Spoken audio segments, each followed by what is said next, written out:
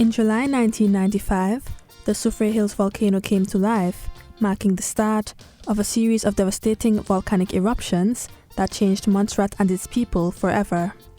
2025 marks 30 years since the start of these eruptions. To observe the occasion, the Montserrat Volcano Observatory held the Soufriere Hills Volcano 30th Anniversary International Conference, also known as SHV30. This week-long event brought together experts from across the globe, volcanologists, geologists, scientists, past and present leaders, as well as the Montserrat community to discuss the volcano, its impact, and Montserrat's future.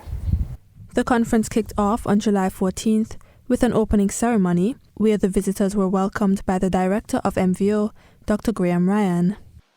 I would like to welcome you to what promises to be an exciting and insightful conference. I have been heartened by the enthusiastic and generous support, both local and international, that underlines concretely how important this conference is to the community both inside and outside of Montserrat. This 30 years on conference is special, with a different context to the last one, SHV15. During the last conference, intense volcanic activity was a very recent memory, whereas we have not had any eruptive activity since that meeting almost 15 years ago. This brings a lot of different questions to the fore, which will be explored here this week.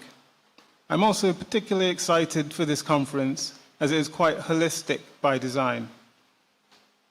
We will all be looking at the volcano and its impacts on Montserrat from multiple perspectives, from our scientific understanding of the processes that control and drive it, to the devastating impacts it has had on the island, and most importantly, how best we can forge a new and sustainable future in the face of uncertainty. In the evening, a panel discussion was held featuring head of the French Volcano Observatories, J.C. Komorowski, former Prime Minister of Trinidad and Tobago and geologist, Dr. the Honorable Keith Rowley, volcanologist Professor Jenny Barclay, and former head of the MVO, Professor Richard Robertson. The panel explored the topic, What We Know, What We Need, Science for All, discussing the connection between scientists and policy makers. Day 2 opened with a presentation by former Governor of Montserrat, Frank Savage, as well as Premier the Honorable Reuben T. Meade, who was the Prime Minister of Montserrat during the start of the volcanic eruptions. The two spoke on the theme From Crisis to Capacity. Frank Savage began the presentation talking about Montserrat's response during the eruptions. We had a very, very effective EOC, which not only handled the scientific part, the relation to the scientists, the action needed to be taken on a daily basis, but as more and more civil servants left the island, EOC really became a mini cabinet office doing many of the functions of government and doing it to a brilliantly high standard. We got a lot of scientists coming from around the world to help us, but we also got scientists coming to learn from us. The Japanese came over to look at how we were doing hazard mapping and contingency plans for moving the community. So I think as a territory, I think as a community, you can and should take great pride with the way this volcanic eruption has been handled. It appears now to be at a stage where it's not threatening the communities because people have been moved well away. And long may that last, as Montserrat is now looking at economic development with some very exciting projects in the wings. Meanwhile, Premier Meade discussed the opportunities that the volcano has presented, saying the focus should be on Montserrat's development. The volcano has provided us with many opportunities, and we must make the most of them.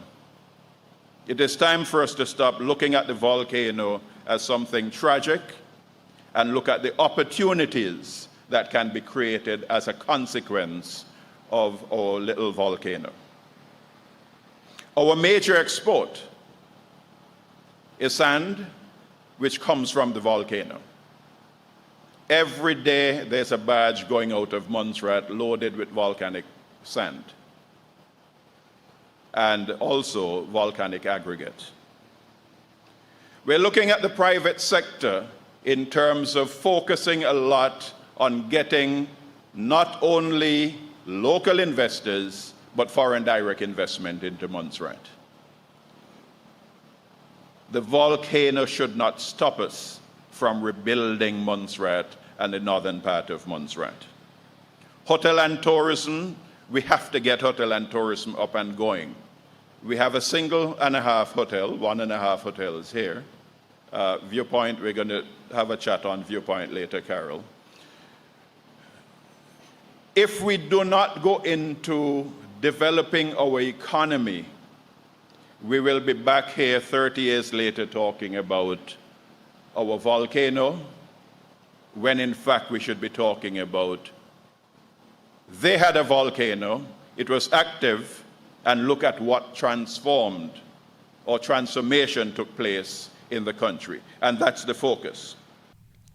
This presentation was followed by a keynote address from former head of Montserrat's Emergency Operations Center, Franklin Michael, recounting the story of what happened with the volcano during the first few years. The day closed with the panel discussion titled Looking South, What's Next? A conversation about risk and sustainable development. This panel featured Chair of the Scientific Advisory Committee and Professor of Volcanology, Professor Eliza Calder, Frank Savage, Premier the Honorable Reuben T. Meade, Dr. Graham Ryan, Director of the Disaster Management Coordination Agency, Lieutenant Colonel Alvin Ryan, and Professor Richard Robertson. Montserrat was taken back to the start of events on day 3, with key attendees taking part in the ZJB radio discussion, Blast from the Past. Professor Richard Robertson, Premier the Honorable Reuben T. Meade, Franklin Michael, Frank Savage, and Dr. the Honorable Keith Rowley looked back on the start of the volcanic crisis, discussing how the events played out. They also reflected on lessons learned from the eruptions and how communications surrounding the volcano could be improved in the future. After this discussion, the conference attendees were taken on a field trip to the south to see the result of the volcanic eruptions in person.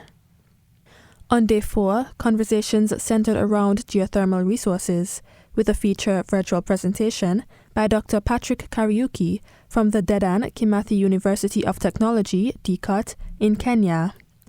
Presentations were also made by Dr. Graham Ryan, Dean of the Faculty of Law at the UWI St. Augustine campus, Dr. Alicia Elias Roberts, as well as Royal Society Research Professor at the School of Earth Sciences at the University of Oxford, John Blundy. Several presentations were made in the afternoon from a community perspective. These included a presentation by head of the Montserrat Government UK Office, Kiretta Farrell, on the Montserrat Diaspora Connection. Day 5 featured a panel discussion titled Impacts of the SHV Eruption, Lessons for Resilient Development.